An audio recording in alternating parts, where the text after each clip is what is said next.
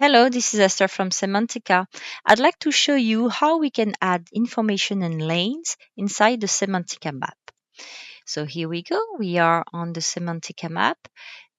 So the first thing that you can do is to actually generate a template with Cemantica, and you will have lanes by default. And then you can enrich, delete, and reorganize everything the way you want, or you can start from scratch and then simply add new lanes here. So you have all the different types of lanes: text, image, list items, links, file.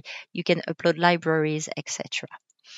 So when you start, you can add a different type of information. Here I have, for example, my interaction. So this is all the touch point that my customers going through when is interacting with my organization, and then I can start analyzing, the interaction.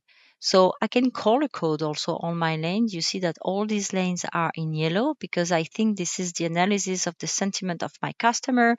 I've also imported some feedback data, and I put everything in yellow. I can also play with the different lanes, put them up and down, and reorganize in the order that I think is relevant for me.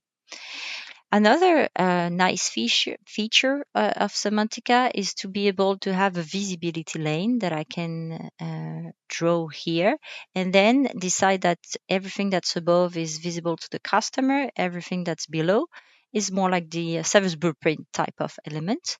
So here, for example, I have my KPI.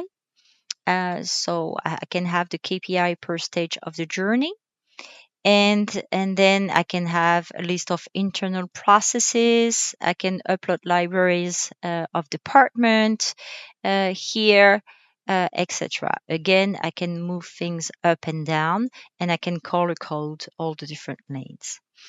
Then here I've decided to have an execution divider lane, and then have all the element of execution underneath color coded in blue.